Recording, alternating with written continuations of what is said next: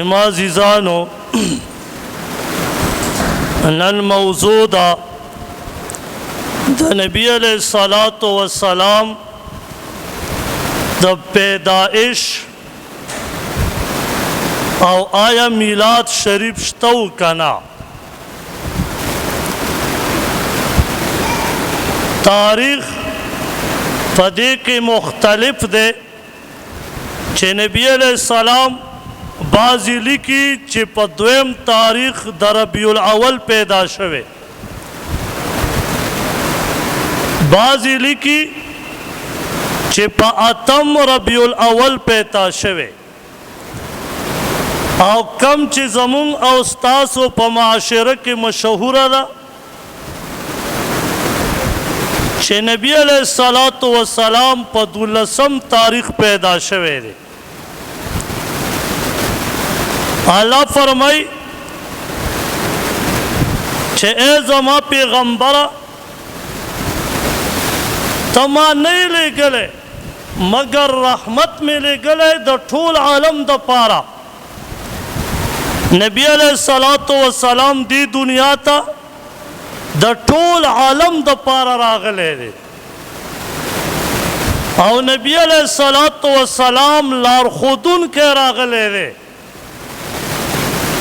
اغلار د دین اسلام ولا الله او خدا نو نبی علیہ الصلوۃ والسلام مونږ ته او خدا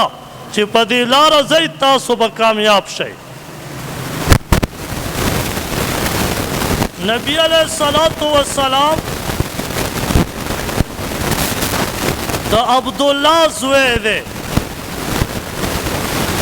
د مور بیبی نوم آمنه رضی الله تعالی عنها ده دا نکنو میں عبدالمطلب دے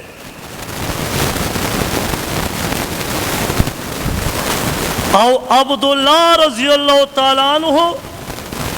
دا عبدالمطلب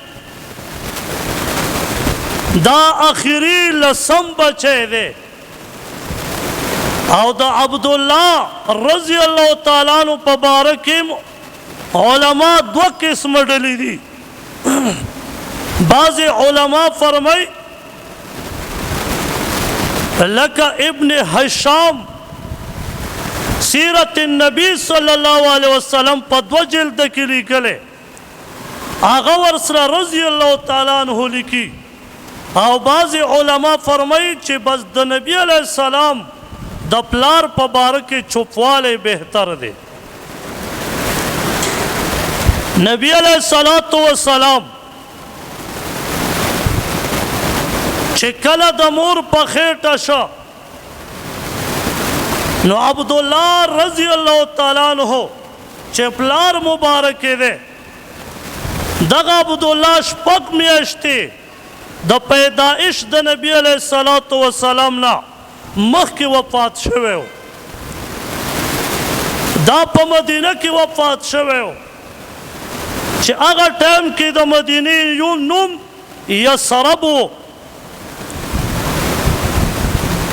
آمنه رضی اللہ تعالیٰ عنہ دغه بچے پا خیٹه باندیو خو فرمائی پا دی خیٹه سرا سرا چرت ماتا درونواله او تکلیف د بچی نه میاشته ګرځولو کې ماته نه دی محسوس شوی او فرمائی چې ما به کم کار کو مرتب زواتم نو ما باندې به د بره نه سوری غوندې و او د مکې مکرمې چې څومره زنانه وي د دې سره ګاونډیانې د محلې واله وي کله به یې چې کوهي نه اوبه راایستلې نو هغه ډېر جوور دي ځکه چې په کومه علاقه کې شګه ډېره وي باغی کی کوئے ډیر زیاد جوری نو ټول زنانه برا غونډې شوې آمنه رضی الله تعالی عنها ته به عرض وکړه چې آمنې راځه زمونږ سره لاړه شه او هغه کوهي نه چې اوبه را وباسو نو مونږ له بیا تکلیف نه محسوسیږي. آمنه رضی الله تعالی عنها بچې کله هغه کوهي ته راله نو نورو زنانه به بوکې راایستې، دا به چې کله کوهي ته ودرېده کوهي به خپله اوبه د الله په حکم سره را اوچتې کړې او د کوهي سر ته به ټولې اوبه راورسېدې. آمنې رضی الله تعالی عنه به بغیر د بوکې نه په کنډوري سره خپله مشکیزه هغه به په ناسته باندې د کوهي نه را ډکه کړه، زنانه به اوبه را ډکې کړې او په یو ځای به بیا راتلو. ولې ځکه چې په دغه خېټه مبارک کې مبارک انسان پروت و. ولې ځکه چې په دغه خېټه مبارکه کې مبارک امام پروت و چې د ټولو پیغمبرانو امام پروت و، د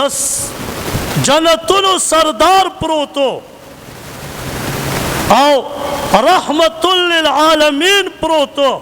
نو الله رب العزت د نبی علیہ السلام هغه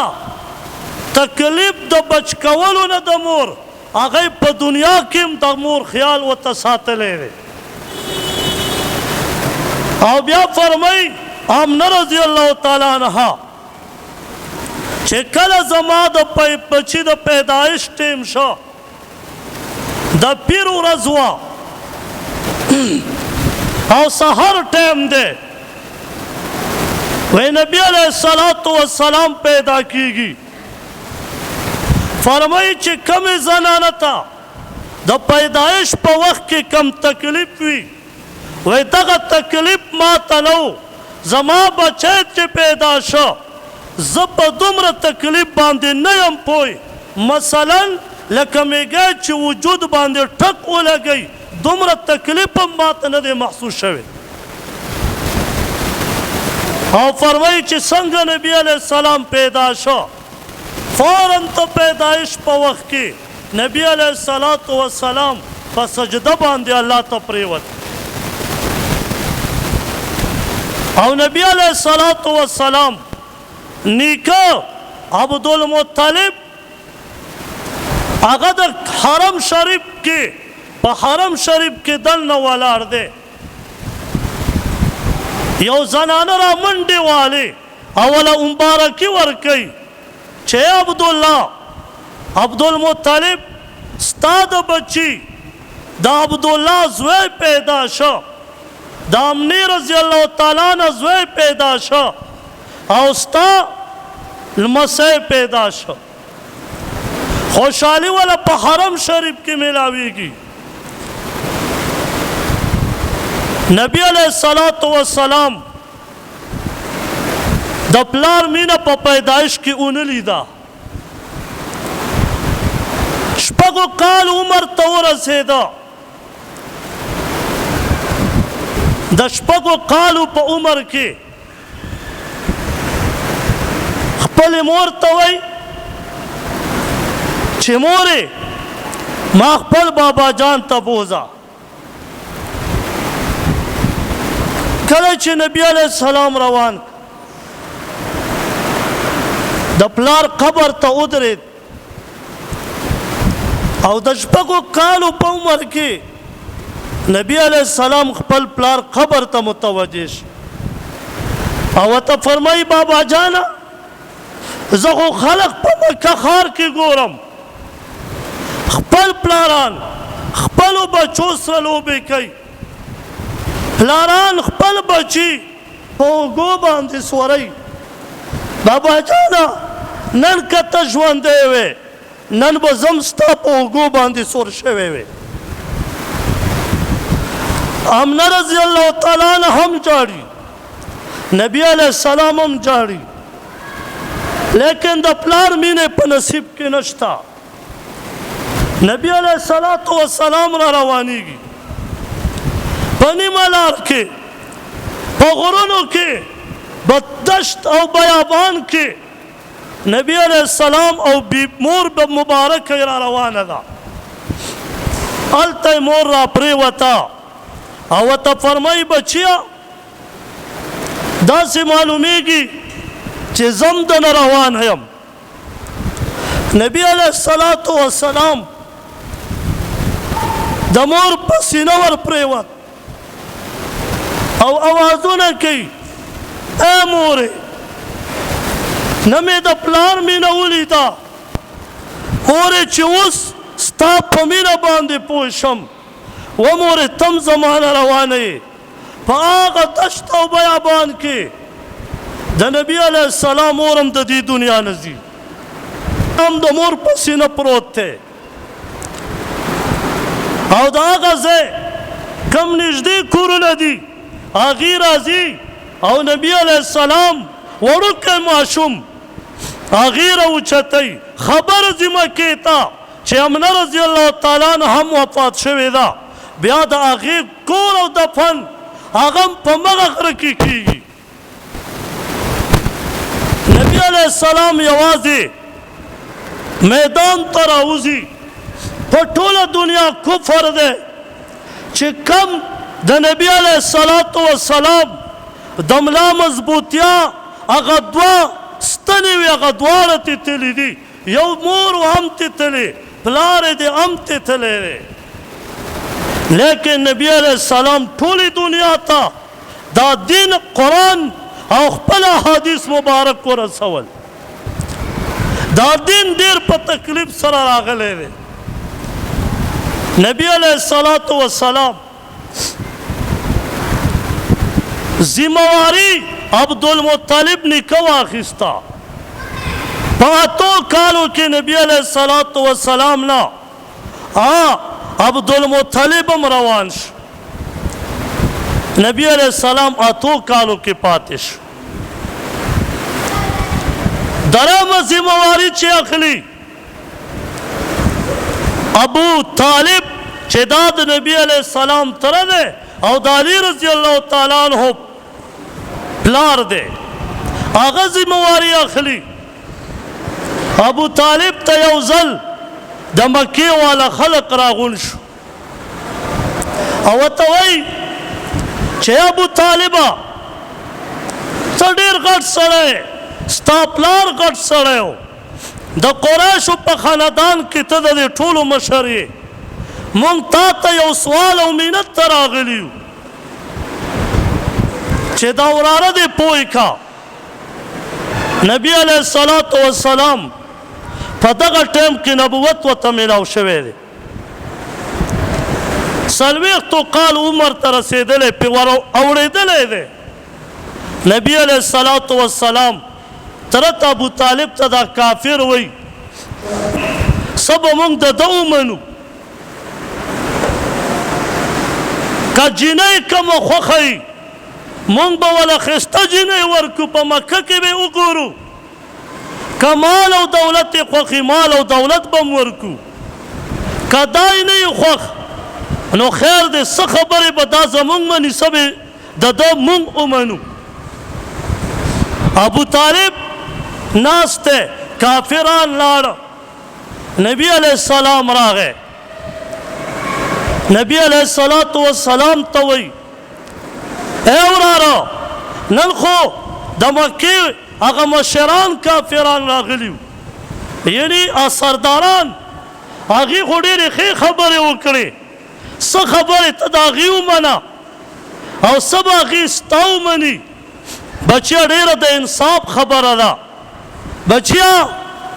په دې باندې ومنه دا خبره ځکه زم کمزوری شوی ما زما هم دومره اوس طاقت نشته عمر مې تېر شوی بوډا یمه. نبی علیه الصلاة والسلام ورته فرمایي ته را واوره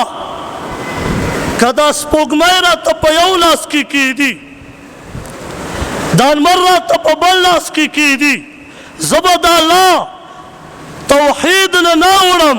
زه به د الله توحید په هر ځای کې بیانوم زه د دې وی خبرې منلو ته تیار نه یم. ابو طالب ورته په آخر کې بیا فریاد وکړه چې بچیا زما لور وس طاقت نشته. نبی علیه السلام را پاڅېده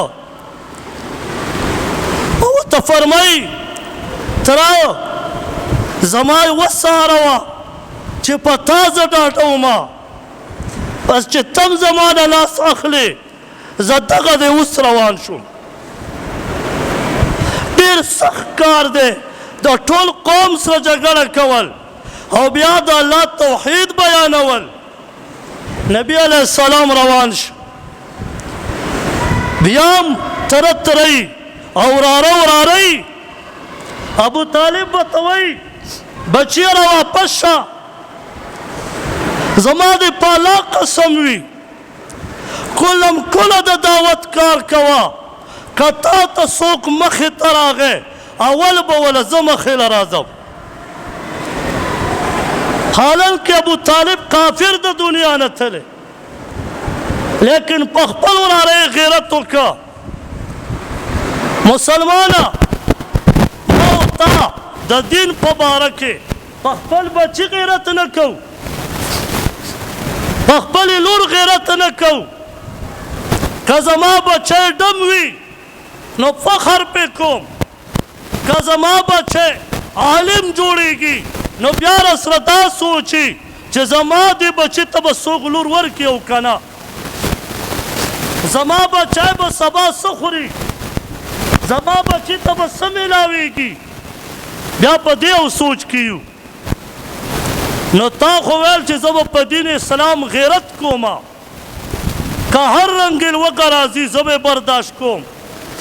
که هر څنګه تکلیف راځي زه به برداشت کوم تا خو یو بچی برداشت نه کړه په مدرسه کې دې ورنه کړه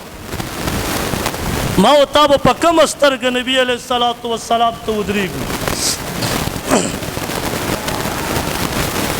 پرون راته د دې لوږې پورېدله خبره کوم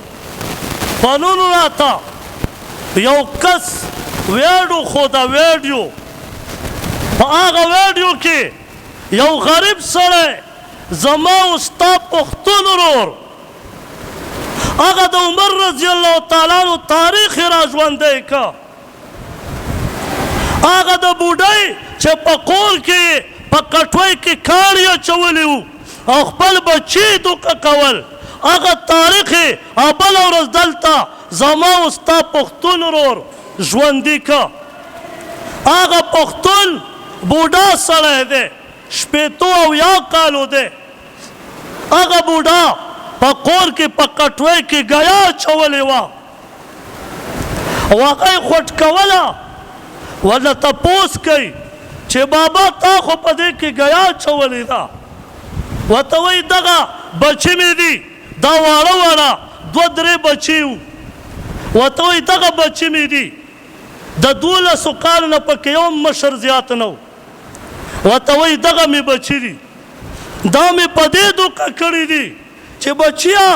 تاسو ته دغه د په اور مې کټوۍ خو د ساغ تیارېږي حالانکې سړي ته وایي بچیا دې کې ما ګیا اچولې ده صرف ګیا پکې خوټ کوم چې دا بچو ته مې تسلي ورشي ای مسلمانه دغه لیډران دغه خبیث خلک چې په دې سخت مشقال په ګرمۍ کې هم دی واسکټې اچوي مونږ په کپړو کې تنګ یو دی واسکټې او بندینونه اچوي ایسیګانو ته ګرځي او ما و تا وله په دې سره لمر کې منډې وو زما غریب ته روټۍ نه میلاویږي تاسو به خبرونه کتلي په خبرونو کې 2 ورځې مخکې 1350 ارب روپۍ غیبې شوي دي خبرونه والا وایي کہ یا وہ پیسے آسمان کھا گئے یا زمین کھا گئے څه شوې دا پیسې دغه سپي به تا ما او تا ته دا 4 ورځې بعد بیا راپاڅي په سخته ګرمۍ کې مونږ په شته کپړو پورې تنګ یو دی واسکټې پکې اچوي دی پکې کوټونه اچوي وروره ته سوچ نه کوې چې دا په دې کوټ کې په دې ګرمۍ کې څنګه ګرځي افسوس مسلمان اوده دی دویمه آیا د نبی علیه السلام په باره کې میلاد شریف شته و که نه ګوره یاد وساتئ قرآن حدیث اجماع او قیاس دا 4 اصول د شریعت دي تر قیامت پورې یو سړی دا نشي ثابتولی چې د صحابو یا د امامانو یا د نبي علیه السلام په دې دریو زمانو کې او نبی علیه السلام دې دریو زمانو ته بشارت هم ورکړی چا میلاد شریف ثابت دلیل وی ابو لهب چې کله ورته خبر ورسېده چې نبی علیه السلام پیدا شو نو ابو لهب خپله وینځه ازاده کړه د خوشحالۍ نه حالانکه ابو لهب تبت یدا ابي لهب و تب ابو لهب کافر د دنیا نه تللی صرف په خوشحالۍ باندې یو وینځه ازاده کړه مسلمانه دا تر هغه ټیمه پورې خاص و که دا 50 کروڑ وینځې ازادې کړې وې هېڅ پیده میلاو نه شوه ولې ځکه چې د نبي علیه السلام اطاعت یې ونه کړ هغه کافرو آیا ته په قرآن او په حدیث کې ما ته کافر دلیل پیش کې دویمه دا د پیدایش په وخت کې سړی هر څه کوي مونږ او تاسو هم کوو خو دا نه دی چې ته هر کال بیا هغه کار کوې ابو لهب یو ځل وینځه ازاده کړې هر کال بیا نه ده ازاده کړې بلکې د نبي علیه السلام سره دشمني کړې ده بدل که د برډې او د عید المیلاد النبي صلی الله علیه وسلم د دې په منځ کې د ربط ختمولو دپاره عید میلاد النبي جوړ اصل کې دا برډې ده په برډې کې تپوس ته وکړه چې آیا برډې په اسلام کې شته و که نه تا ته به د هرې فرقې والا وایي چې په اسلام کې برډې نشته نو ته بیا د عید المیلاد النبي صلی الله علیه وسلم ولې مناوې دا هم په اسلام کې نشته خو نوم دې صرف بدل کړی دی نور خو مغه برډې ده او دویمه واورئ زه تاسو ته ولاړ یم زه تاسو ته وایم چې چا عید المیلاد النبي صلی الله علیه وسلم مناو دا دومره ثوابونه دي دومره اجرونه دي و کور کې چې دې میله وکړه او وریجې دې راوړې یو لاک روپۍ تاوان دې وکړه مړه بس دا ټول برکات به ستا کور ته راځي و مولي صاحب 80 کاله دې عمر شو چېرته دې په خپل کور کې میلاد کړی دی چې خپل مقتدیان دې راغوښتي دغه برکتونه ته ولې نه ګټې چې 80 کاله دې په عوامو وګټه دا برکت خو ته هم وګټه 1 لاک روپۍ تاوان خو وکړه چېرته به د ملا په تاریخ کې نه یې لیدلی چې هغه چېرته په خپل کور کې میلاد کړی وبه یې کړي هلته پیسې د جیب نه ځي څنګه یې وکړي مسلمانه ما او تای په دې دوکه کړو دې بعضې ناحقو خلکو زما او ستا نه پیسې په قسمه قسم طریقو وخوړې څوک یې رانه په میلاد خوري ما او تا خو عوام یو نه پوهېږو هم ستاسو د جیبونو نه یې وباسي په ټاټکي دې ګټلې ملاو ته ته دا فضایل بیان تمره اوچت شي چې جیب کې دې سوي ټولې ور واچي نو چې میلاد په کال کې یو راځي نو بیا د مړي خبره شي نو بیا د نه د مړي په اوله ورځ هم خیرات وخوري چې په اوله ورځ دې خیرات وکړه بس مړه دې ډایرکټ جنت الفردوس ته ورسې بیا د نه په دویمه وخوري او بیا د نه په درېیمه وخوري چې په درېیمه ورځ ورپسې خامخا خیرات وکړه کني قبر کې به وله مالک داسې کوتک نیسي دې مولي صاحب ته وایي چې و مولي صاحب بله ورځ خو ستا مور مړه وه ستا پلار وفات شوی و نو تا خو چېرته خیرات مو ونه لیده چې یو 2 لکه روپۍ تا هم راباندې توان کړي په موږ دې خوړلی لږ عقل هم پکار دی چې ټول عمر دې زما نه وخوړه و مولي صاحب ستا نه خو مې یو ورځ هم ونه خوړه دا اجرونه صرف زما دپاره دي که ستا دپاره هم تر قیامته پورې دا یاد وساتئ هر څوک به وایي اوس د قرآن آیات به یو ځای وایي معنه به د ځان نه جوړه کړي بله معنه به کوي دا یاد وساتئ تر قیامته پورې نه څوک میلاد النبي صلی الله علیه وسلم ثابتولی شي میلاد النبی مقصد یې نه دی، نوم یې بدل کړی، اصل کې دا برډې ده. او نه څوک د اول او د دویم او د درېمې خیرات تر قیامته پورې ثابتولی شي. پلان کلي کلي ډینګري لیکلي، پلان کلي کلي هغه لیکلي، لیکن دلیل پې نشته، یو دلیل هم پې نشته. خو مسلمان ناپوهه دی. مسلمان چې پوهه او بیا دلیل پې بل دا واورئ. نبی علیہ السلام فرمایي لا تجعلوا قبري عیدا. نبی علیہ السلام فرمایي زما قبر مبارک عید یعنی اختر مه جوړوئ چې راشه د پلانکي بابا برډې ده. عربو کې به چرته ونه ګورې چې د نبی علیه السلام په 12 ربیع الاول باندې چرته څه میلاد جوړ کړی. هغه نسل د عربو هغه هلته و. یو صحابي نه ثابت نه دي که عربو پې اوس عمل کولی. په پاکستان کې هر کال د هر بابا عرس او اختر او برډي. مسلمان دا دی د کم ځای نه راوړی. نبی علیه السلام خو صراحتا فرمایي چې زما د قبر نه عیدګاه یعنی اختر او دغه برډې مه جوړوئ، ما ورته یې جوړو. او درېیمه د کمبختۍ خبره واورئ، هغه ده چې ګمبت خضرا به یې جوړ کړی، کیک به یې جوړ کړی، مدینه مبارکه به یې جوړه کړې،